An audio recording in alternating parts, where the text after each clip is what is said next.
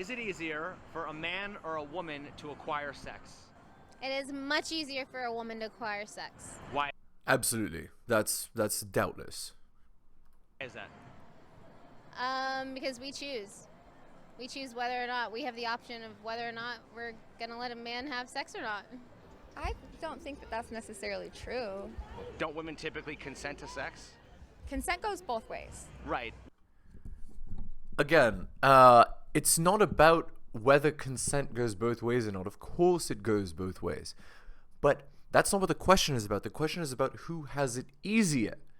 And who has it easier will definitely women do. When girls say that they believe that men have an equal opportunity for bedroom fun as them, what they're saying is they're telling on themselves. They only choose the top 10% of men, and those 10% of men have much greater access to bedroom fun because all the girls are choosing them. In modern 2022 society, that's what happens, right? In modern 2022 society, the girls are even more picky, even more choosy than they used to be in the past. And so more and more men are being ignored, are being treated as worthless. And that is reflected in girls saying that men have equal opportunity because only the top 10% of men have equal opportunity as them, the only men that they actually see. Well, let me ask you this. What's the longest that a man's ever made you wait for sex? You know what? It's happened. I don't know. But does that typically happen? Maybe. Oh, no, it doesn't typically happen. Okay, so isn't That's it right. fair to say that women generally control access to sex more than men If do? a woman wants sex, she can get it. If That's a man right. wants sex, doesn't mean that he can necessarily get it. Okay, That's right. So is it safe to say that women typically control access to sex more than men do? Okay, and the girl's just looking at the guy who's asking the questions. She doesn't want to admit that he's right. And this is another sign of modern women, of 2022 girls. Shame, insults, guilt, and the need to be right. This girl needs to be right. And she doesn't know how to be right here. She's boxed in a logical corner and doesn't know how to be right. Even so, she doesn't want to say that he's correct because she doesn't want to agree with him because she doesn't like him, right? But she can't say she disagrees because there's nowhere to go logically. Because it's easier for a woman to get sex than it is for a man? I don't like the phrasing that you're boxing You see? me into, but I would. But I mean, would you have a different way of See, so what she did is she accused the guy, she attacked the guy, right? But look, she's smiling because she lost, right? So again, the way that girls work is they want winners, right? So even if she might not have necessarily been attracted to the guy, now that she's lost the argument and she sees that he's better than her at logic, at asking questions, etc. Once she sees that, then some level of attraction, of respect has appeared. You see? explaining it? I mean, is that not generally true? I think that I mean, if it's easier for a woman to get sex and it's harder for a man to get sex, we can't conclude that women typically control access? okay. It's easier for a girl for sure. Yeah, guys are thirsty. Indeed. Since it's harder for men, should women be surprised that guys have lower standards for sex than women? Not really. 'Cause, Indeed. I mean, they just want to get it in, right? Yeah, real quick. I don't know. Don't women have the privilege of being more picky because they have more options? Of course. I mean, I Yes. guess. Yeah. So here's what I want you guys to notice, okay? Here's what I want you to notice. Before the girls answer the question, what do? They always look at each other. Because girls are consensus seeking. They will answer what the other girls are answering. And the reason they do that is because they don't want to be disliked, because they don't want to be kicked out of the tribe. Girls do that. And this tribal hive mind type thinking is the reason why the matriarchy is so powerful and so hard to go against. Because the girls always close ranks, regardless of race, regardless of religious affiliation, regardless of political affiliation. Doesn't matter. The sisterhood is the most important. Hello and welcome to the Helios blog. My name is Helios, here for another reaction video. If you're new to the channel, liking the content, hit the sub, hit all for notifications. And if you do really want to support me, I have a Patreon with exclusive content. It's patreon.com/the Helios blog. Just join any tier. Any amount of support is appreciated. All right, let's continue. Don't women have the privilege of being more picky because they have more options? Yes. Have you ever heard of an incel? No. An incel? Yeah. No, I haven't. So here's the thing. A lot of girls, they're not privy to internet culture. They don't know these terms, right? And they don't have to. A lot of these girls, they'll go on TikTok and Snapchat and Instagram, and they don't know about this corner of the internet. They don't know about these expressions. And why would they? Because for them, this concept is foreign, right? A girl being celibate involuntarily with like without her own choice, even like like women that are very unattractive are able to get bedroom fun. That is not the case for men. So for men, the concept of being an incel is like, 10 steps away. That's not the case for women. Have you ever heard of an incel? No. Okay, incel stands for involuntarily celibate, and it refers to a person who can't get any sex. Who is more likely to be involuntarily celibate, men or women? Men. Men. I think it's 1 in 3 men are not having sex right now. That's exactly right. So the truth of the world right now, 2022 dating. Here's the truth. Virginity of men is at an all-time high. Virginity of women is at an all-time low. So things are backwards, right? And the reason is because of female nature. Girls choose the winners, right? And now that we have these dating apps, we have Instagram, we have Snapchat, etc., other spicy sites, women, they can choose who they want to be with. And so the person that they always choose to be with, and there's another reason, it's because of hormonal birth control. They can choose who they want to be with, and the person that they choose almost always is Chad, right? And Chad is just a competitive man, right? Like a top 10% guy who has money, status, looks, and, is just superior to the average guy in every way you can imagine. And so those guys get much more bedroom fun than the average man. And the below average men, they get nothing, right? And more men are getting nothing. All right, let's continue. In today's society, if a man goes up to a woman and asks her for her number or Snapchat, he's looked at as like a creep and a pervert. But if a woman goes up to a man, it's 100% okay, which is... Right, and what determines if a man is creepy or not? What determines if a man is creepy or not is how much, the word is SMV, how much market value in the bedroom fun sense the man has compared to the girl. If the man has 2 points or higher, the guy can do whatever he wants. He can go up, he can ask for a number, he can talk to her in public, the rules don't apply to him. He's not creepy. He's charming, he's a risk taker, he's interesting, but if the same exact behavior was done by a guy with equal SMV to the girl, 1 point lower, 2 points lower, 5 points lower, then guess what? Then the guy is creepy, freak, ew, get away from me, etc. It's entirely dependent on how the guy looks. And the same applies in the office, at work, with regards to bedroom fun harassment as well.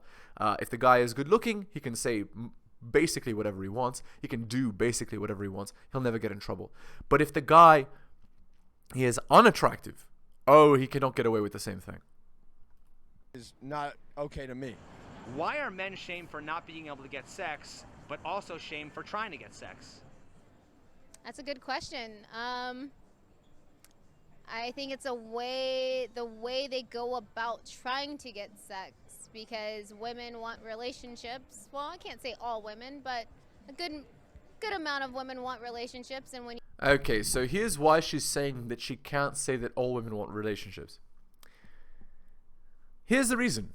In a modern 2022 society, here's how it goes. When the girl is at her absolute prime, 18 to 23, when she has the most agency, the most ability to get men, then they're not choosing to get married and have children. No.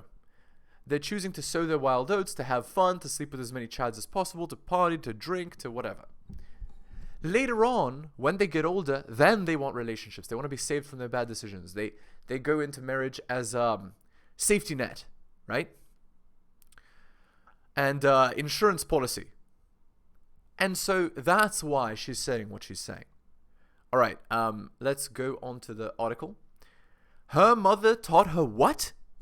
Many women are screwed because their mother taught them incorrectly. This is especially true in the modern Western world, the world of entitled single mothers. Let's get into it. Women are the CEO of their own life. Because of weak fathers and the brainwashing of men due to the modern matriarchy, many mothers rule the roost. As a result, many women's mothers have taught their daughters that they are the CEO of their own life. They've taught them that no one should be able to tell them what to do, and that being told what to do amounts to a word. This is hilariously wrong. The goal of a woman is a man. That means that without a man, a woman does not have power, respect, or even status. Sadly, for many women, they also don't have happiness without a man. Ask any woman who's over 35 who is unmarried how she feels. If a woman believes that she is the CEO of her own life, friends with benefits only. She'll make you and herself miserable. You're a strong, independent woman. You don't need no man. Many mothers today teach their daughters this womanist message. Sadly, this often applies even if the mother is religious. Since many women are easily swayed by the opinions of the group and pop culture, if pop culture is poisonous, it poisons the women too. Many mothers teach their daughters that they're strong and independent and don't need men.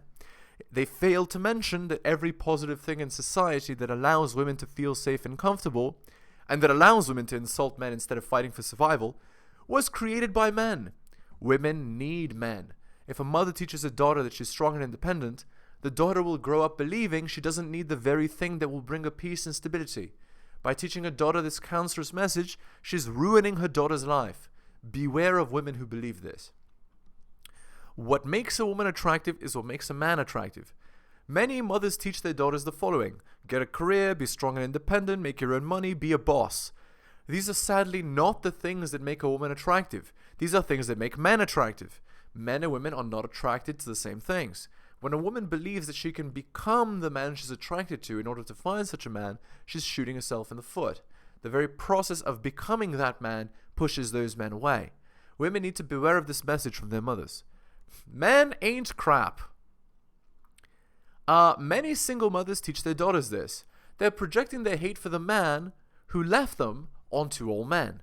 By teaching this message to their daughters, they're ruining their daughter's life. The daughter learns that men are repulsive and worthless. When women believe this, they lose the fact that their purpose on earth is to be with a man. As a result of disdaining the very thing that gives her purpose, she ruins her life for the future. Women, understand that your belief that men are worthless or trash does not attract men, it repels them. You've been warned. Alright, back to the video here. When you meet the men that just want sex, it kind of tarnishes everything. Is it fair to shame men for being incels when women are the ones who control access to sex? I don't think you should shame anybody for anything. Nice. Is it fair to shame men for being incels when women are the ones who control access to sex? No, but here's something I wanted to point out. If you ever tell women the truth, right? If you tell them the truth, the way the world really works, here's what they'll do. They'll say, who hurt you? You're the worst. You're an M-word. And all this amounts to is an ad hominem attack. She's trying to attack your character, right? She's not attacking the logic of the argument because she can't, right? It's like that blonde girl in this clip here. You know, the second girl the guy talked to. She needs to be right. And so what she's going to try to do is she's going to try to get you emotional so that you know, she can beat you on the emotional grounds. It's like playing chess with a pigeon. Like, obviously the pigeon's gonna knock all the pieces over and destroy the board, right? So what's the point? No, not at all. Isn't that victim shaming? Yes, 100%. Isn't every man who's been rejected temporarily an incel? Yes. Indeed. Is it fair to portray incels as lazy, immature losers because they don't conform to women's standards and selectivity? That's No. right. Yes! No. Yes! No. Fucking incel! If a man can't get sex, he might be made fun of and called names just for that. And then, well, also I think if a man does get a lot of sex, it might be like everyone praises him also for getting a lot of sex. So This is called the lock and key analogy, right? Like a lock that's not able to open, sorry, a key that's not able to open any lock, it's a terrible key, right? That's why men get shamed for not being able to get girls. But if a key is able to open many locks, it's a master key, right? So that's why men get called studs if they're able to sleep with multiple girls. It's because they're doing something that's very, very difficult for the average man. I don't really think that there's a whole lot of men out there that are getting shamed for having a lot of sex. Is it fair? I mean, that's not true. Men get shamed if they get a lot, and men get shamed if they don't get any, right? Because these girls, right, they want to be with Chad, but they want Chad to be loyal only to them and to not go for any other girls. Obviously, that's not the best, right? Obviously. Anyway. Fair to portray incels as lazy, immature losers because they don't conform to women's standards and selectivity? Negative. No. Everybody is built different and has their own standards in life. If a man does conform, does that make him a simp? Negative. No. Why is it more acceptable to shame men for having low standards versus shaming women for having unrealistic high standards?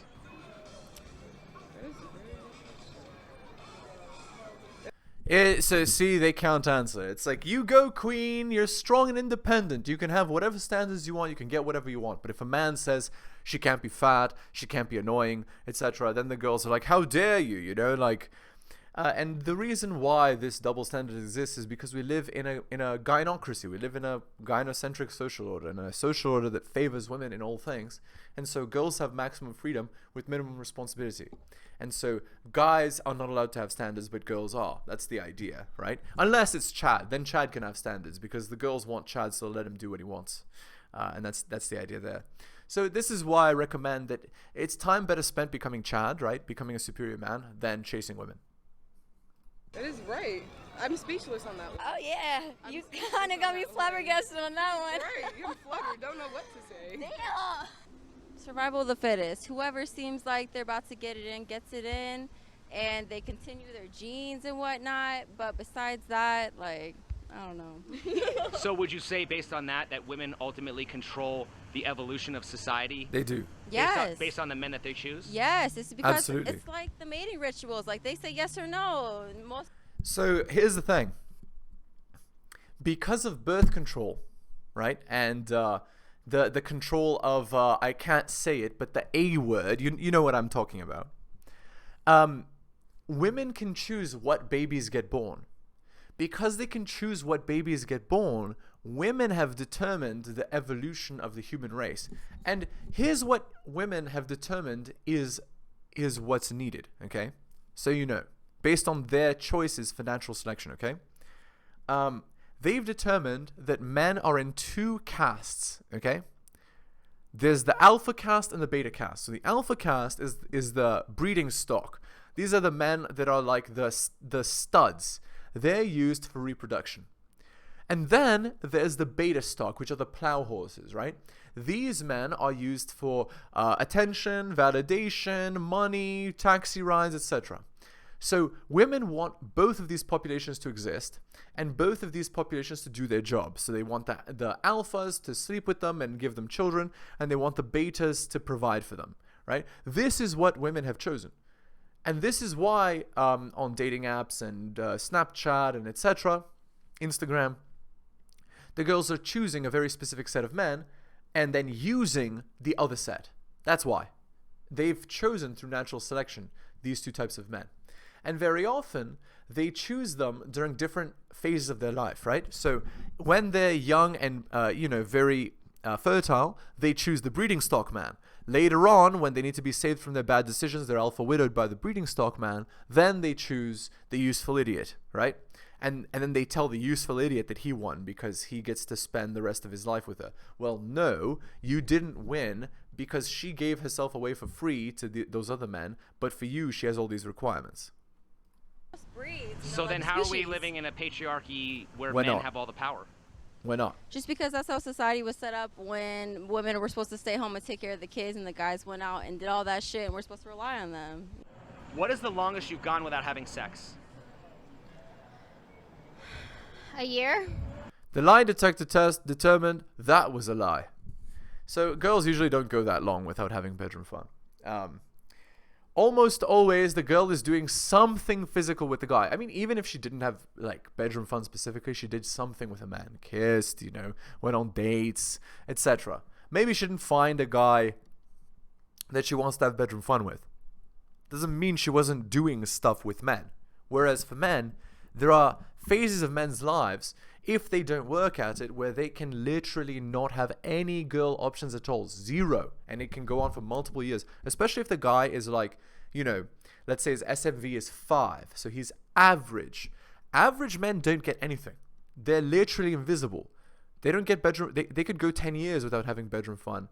And they could be on dating apps the whole time, messaging. And they will never get a single response. What is the longest by choice you've gone without having sex? A year? That's right. Probably like 18 years. What is the longest by choice you've gone without having sex? Probably like a month.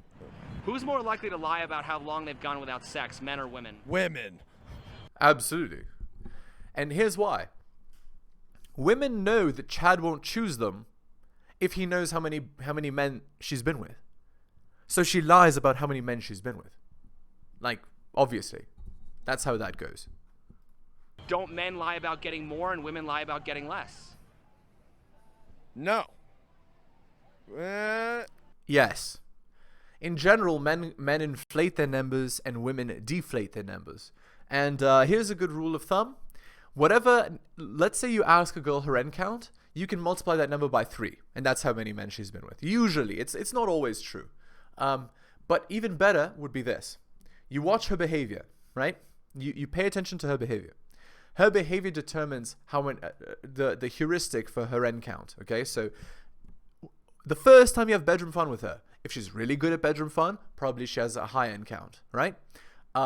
Certainly she's had bedroom fun with a lot of times, maybe not with different men, but certainly, do you see what I'm saying? So if she's really good at bedroom fun, if she has lots of tattoos, if she smokes, if she does illicit substances, if she has a bunch of friends that are the kind of girls that, you know, they party, they like to have a good time, that's another thing. All kinds of stuff. Oh, I guess I should include vaping too. You get what I'm saying? This sort of thing. Anything that risks your long-term health and has long-term consequences and is kind of impulsive to do, anything like that, the N count is probably higher. Just keep that in mind. Yeah. Oh, there's one more thing I forgot. Dating apps, if she has them. And when I say dating apps, I include Instagram, Snapchat, TikTok, etc. This will also increase the likelihood. Okay, let's continue. Oh, actually, fake Tinder profile. Okay, so again, this one you can just Google it, like all the other ones that I've done on this channel. Even though it's fake, you can still learn a lot from it. So here you go. This is Dakota, she's 22. She's just visiting here for holidays, hoping to meet someone worthwhile on this app. So again, she's telling on herself, right? Meeting someone worthwhile. So what does that mean? From the age of 18, she's been sleeping with guys that are not worthwhile. Those are the guys she chooses. And she's visiting for the holidays. So what does a girl do when she goes for the holidays? Well, she's away from her friends and family, so she can cheat very easily without being caught. And so she goes on the dating apps, you see? I have a really terrible personality, but I'm hot and always DTF. Ha ha ha. Lol joke. No, it's not a joke. It's like the sorry not sorry thing. She's saying that on purpose. She wants to get a Chad. So again, when girls are going solo traveling, that's why it's one of the relationship rules that you can't do that. You're not allowing your girl to go solo traveling because, again, she can cheat in like easily. All right, back to the video. Men lie about getting more and women lie about getting less. Yes. Why? Because we're seen as being tarnished for the more sex that we have. Not seen. Why are women who sleep around seen as sluts while men who sleep around are seen as studs? Because men don't want to see that their woman that they have prospect to be interested in has been with every man. No man wants to be with the girl that every other man has had. That means that his children are likely not going to be his. That's fundamentally why. Could it be because it's easier for a woman to be a slut? No. It's way easier. Don't women control access to sex? They do, but there are many male sluts. They're just... Right. those are the top 10% of men. True. It's being praised for being that way. But isn't it harder for a man to be a male slut than it Much is for harder. a woman to be a female slut? Depends on the man. Well, of course it depends on the man, but like men are a whole group. So if it's like the elite men that are so-called, you know, garden tools, right?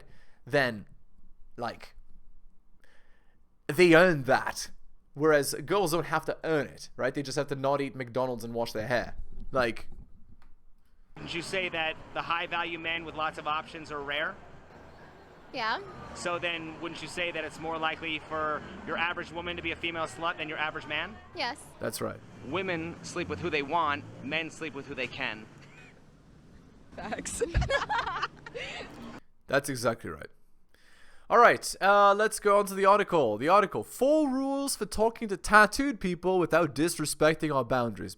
And when they say tattooed people, they mean tattooed women, because you don't have to change how you talk to a tattooed guy.